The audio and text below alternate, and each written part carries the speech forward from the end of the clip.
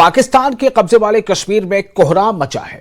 मुनीर की फौज गोलियों की बौछार से आवाज को दबाने की कोशिश कर रही है, लेकिन पाकिस्तानी फौज जितना ज्यादा अत्याचार कर रही है, विद्रोह उतना ही ज्यादा फैलता जा रहा है। अब तो विरोध की गूंज पीओके से निकलकर इस्लामाबाद, कराची होते हुए बर्मिंघम तक पहुंच चुकी है।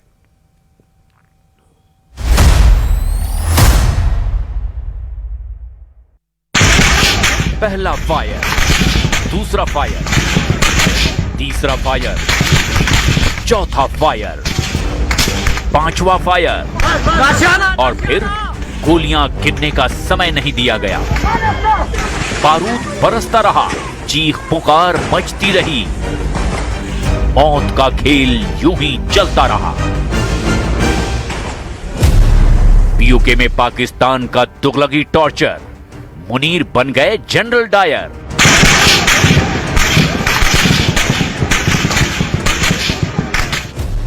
पाकिस्तानी फौज की अंधाधुंध फायरिंग, खून से लाल हुई पीओके की जमीन।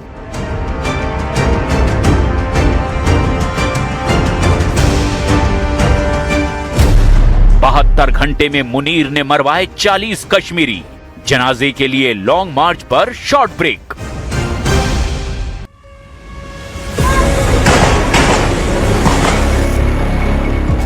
ये देखिए, ये पाकिस्तान के कब्जे वाले कश्मीर की भयानक तस्वीर है।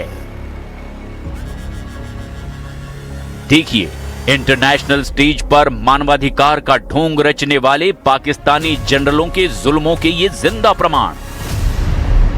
हमारे बेशुमार भाइयों को शहीद कर दिया है, जख्मी कर दिया है।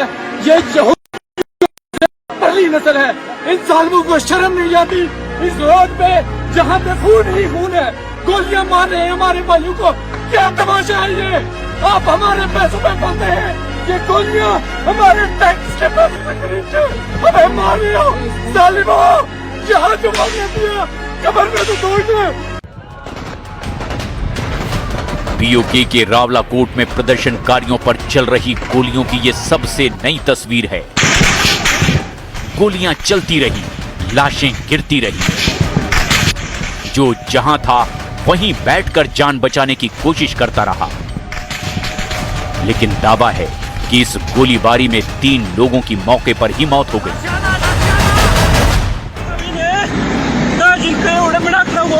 अब पीओके से आई एक हिला देने वाली तस्वीर देखिए। ये तस्वीर दर्दनाक है। ये तस्वीर मुनीर सेना की हैवानियत दुनिया के सामने रखने के लिए काफी है।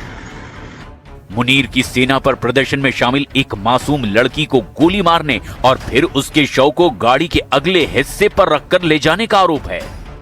इससे जुड़ा एक वीडियो भी सोशल मीडिया पर वायरल हो रहा है। बुधवार को पाकिस्तानी फौज के टॉर्चर की एक ऐसी ही तस्वीर हमने दिखाई थी। तस्वीर में एक व्यक्ति है, एक निहत्थे व्यक्ति के ऊपर मुनीर की सेना के 4 लोग बंदूक तान कर खड़े हैं।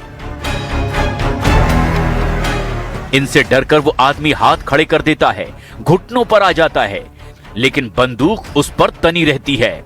और अब प्रदर्शन में शामिल एक मासूम लड़की को गोली मारने और फिर उसके शव को गाड़ी के अगले हिस्से पर रखकर ले जाने का आरोप लगा है। इन तस्वीरों के सामने आने के बाद पाकिस्तान की सेना की थू-थू होनी शुरू हो चुकी है, लेकिन ये उसके लिए कोई नई बात नहीं है। पाकिस्तान के कब्जे वाले कश्मीर के लोग हिंसा रोकने की अपील कर रहे हैं, मीडिया की चुप्पी पर सवाल खड़े कर रहे हैं और कह रहे हैं कि पाकिस्तान अपने इतिहास से सबक नहीं सीख पाया।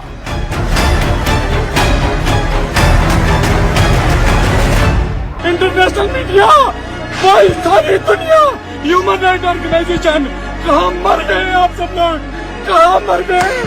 कहाँ मर गए? आ जाए, आ जाए, हमें पकड़ हैं, आ जाए, आ जाए, आ जाए, हमें मार रहे हैं ये जालिम, ये जालिम।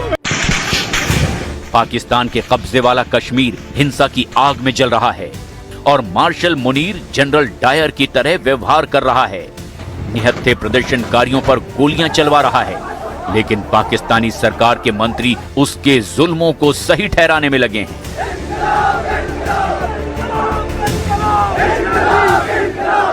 ये वहाँ पे वही लोग हैं जिनको जिस तरह से कभी हमने ये मुजाहिदीन को ट्रेन किया था और भेजा था कि जाओ लड़ो, और उसके बाद वो आज तक हमारे गले पड़े हुए हैं। ये भी कुछ ऐसे ही लोग हैं और उन तंजीमों के लोग वहाँ पे इकट्ठे हैं और उनके पास असला है और वो वहाँ पे कोई सियासी मुतालबा नहीं है, कोई उनका पब्लिक वेलफेयर का मामला नहीं है। वो लोगों को शील्ड बना के तो वहाँ पे जो है ये जो है वो खेल खेलना चाहते हैं। मेरा नहीं ख्याल कोई डायलॉग होगा जो जिस तरह मैं दोबारा कहूँगा कि मैं इनको हिंदुस्तान के साथ जो है ना इन लोगों को ब्रैकेट करता हूँ, उसी जुमरे में इस्तेमाल को शुमार करता हूँ जिसमें हम हिंदुस्तान को दुश्मनों की सफ में देखते हैं। ये लोग भी पाकिस्तान दुश्मन हैं। पाकिस्तान में हाहाकार मचा हुआ है, गोलियां चल रही है, घायलों को इलाज नहीं मिल पा रहा, पीओके में इंटरनेट बंद है। आरोप लग रहा है कि पाकिस्तान की मीडिया को ये खबरें दिखाने से रोक दिया गया है, लेकिन सोशल मीडिया इन्फ्लुएंसर को कोई रोक नहीं पाया। उन्होंने पीओके में जो कुछ हुआ उसका पूरा कच्चा चिट्ठा खोलकर रख दिया है।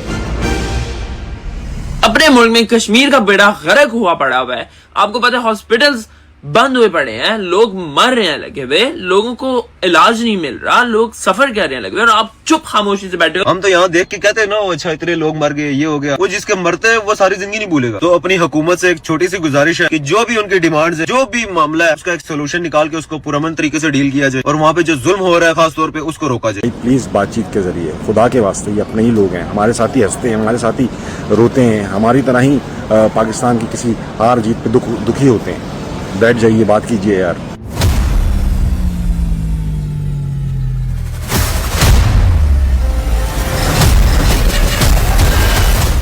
रावलाकोट की गलियों से उठी ये गुहार अब मोबाइल स्क्रीन पार करके पूरी दुनिया तक पहुंचने की कोशिश कर रही है।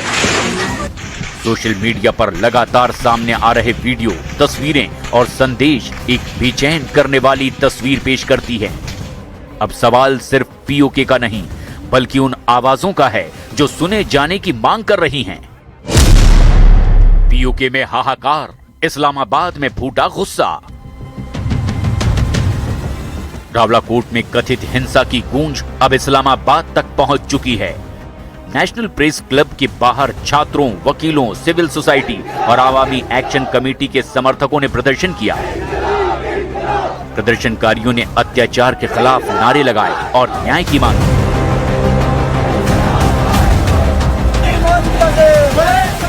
और तो और फील्ड मार्शल मुनीर के खिलाफ पीओके वाला मोर्चा कराची सहित पाकिस्तान के बाकी शहरों में भी तैयार हो रहा है। फौज और सरकार दोनों के खिलाफ जमकर नारेबाजी हो रही है। वहीं ब्रिटेन के बर्मिंघम में भी पाकिस्तानी वाणिज्य दूतावास के बाहर जूते चप्पल रखकर ब्रिटिश कश्मीरियों ने विरोध दर्ज कराया। इन प्रदर्शनों ने ये संकेत दे दिया कि पीओके को लेकर के उठ रहे सवाल अब पाकिस्तान की सीमाओं से बाहर सुनाई देने लगे हैं।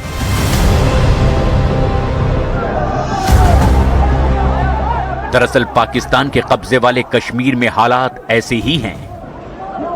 जेएएसी कोर कमेटी के सदस्य सरदार उमर नजीर कश्मीरी ने दावा किया कि पिछले 3 दिनों में कम से कम 40 लोगों की मौत हो चुकी है, जबकि बीते 52 से 53 दिनों में मरने वालों की संख्या 100 तक पहुंच चुकी है।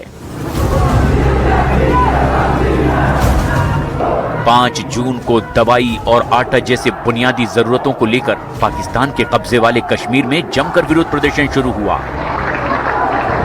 लेकिन पाकिस्तान की सरकार ने पीओके के प्रदर्शनकारियों से बातचीत करने की बजाय टॉर्चर करना शुरू कर दिया, इंटरनेट बंद कर दिया और बंदूक की नली से विरोध को दबाने की कोशिश होने लगी।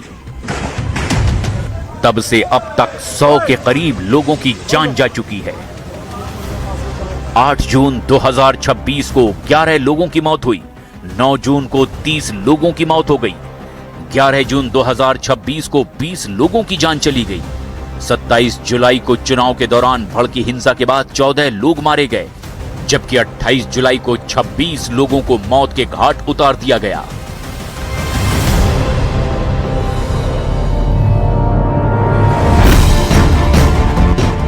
यानी पीओके हिंसा की आग में जल रहा है और मुनीर जनरल डायर बन बैठे हैं।